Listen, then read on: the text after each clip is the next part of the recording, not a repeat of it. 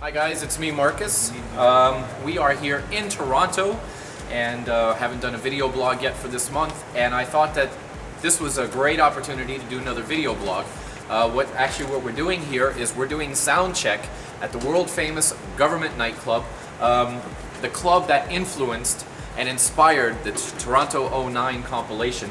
And also, on the other side of Government here is Cool House, which inspired the track, the Dakota track Cool House. So I thought it was a great idea to do my next video blog from here at the world famous Government in Toronto, Canada. I got you guys' questions, so let's get right to it. First question comes from Usman in Pakistan. He writes, I've been a huge addict of the Cold Harbor sound. It is truly very unique. And I was wondering, when you started off, did you have this particular sound in mind, or did it evolve over time?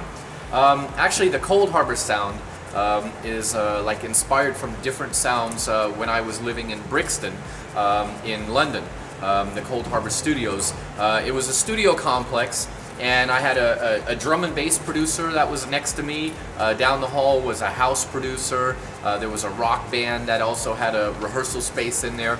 So I was inspired by all these different sounds, but I think one of the big elements in the Cold Harbor sound is the bass line, which was really inspired by the drum and bass producer that was next door to me. He would have these amazing bass lines playing, and I'd be working on more melodic stuff, and I just, you know, the combination of the two really got me excited. So the Cold Harbor sound was kind of as evolved over time, but that's really where it all started, was on the Cold Harbor Studios in Brixton in London. Next question from Rob in the Netherlands. He writes, you mentioned in one of your written blogs earlier this year that you wanted to do a global DJ broadcast world tour in the Netherlands. Are there still plans to do this before the end of the year? And if so, in which city will it take place?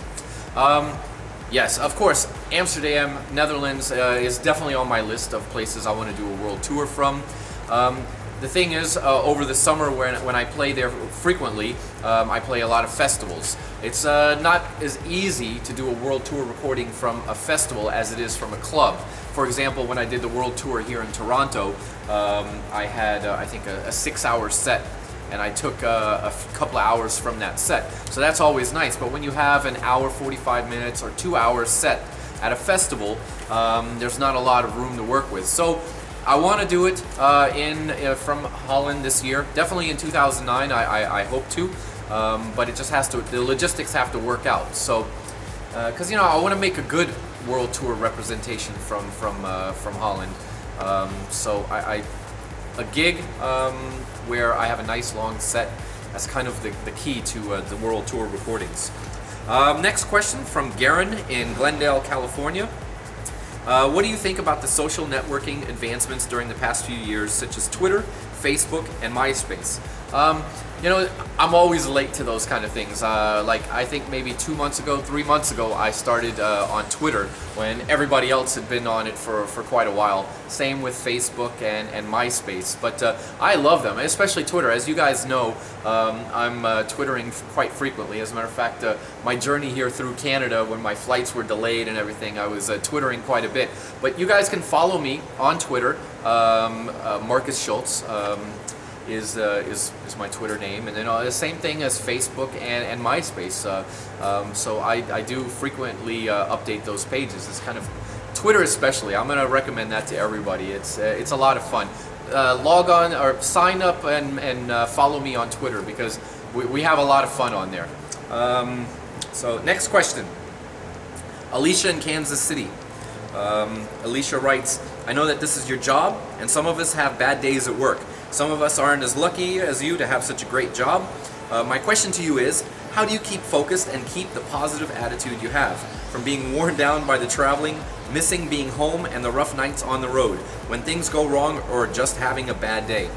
Well, yeah, I'm very lucky. I mean, this is my job, and I always say I'm one of the lucky ones. I've met so many talented DJs, so many talented producers over the years doing this, who just haven't been as lucky, and so I think every day, you know, that I've been this lucky. So when you're having one of those bad days, I think that's it's important to remind yourself how lucky you are, because you know, like I said, there's so many talented people out there who just haven't had the break yet. On those days when it's just a drag, especially during the traveling, you know, I just try and find you almost like hypnotize yourself. You think about a project. Sometimes I'm thinking of a track, or I'm thinking of a set, or I'm just thinking of something, you know, you get kind of sucked into that, and next thing you know, an hour or two has passed, and you're at your destination. So a little bit of psychology, you just kind of have to roll with it, and thank you, and remind yourself how lucky you are. So that's actually a very good question, so thank you for asking that. Let's see, Rick in Buffalo, New York, he asked, do you have any specific ritual you do before a gig, or a good luck charm you keep with you in the DJ booth? Ritual before a gig. I have a cup of coffee, and then I just kind of do some edits and prepare some special things for the set. That's kind of my ritual. I like to have quiet time before I leave. And then when I get to the club, you know, here's the thing. I like to get to the club sometimes early and have some fun with everybody. But I find that anytime I get to the club really early, I start focusing too much on what the DJ that's playing before me does, and sometimes that really it messes with my head. So when I'm doing my set, I'm thinking about what the other DJ was doing. So sometimes what I like to do is get to a gig not too early. But as everybody knows, I usually stay late after my sets and hang out with the people and just kind of enjoy the club. So that's kind of my ritual. Anyway, thank you for the questions.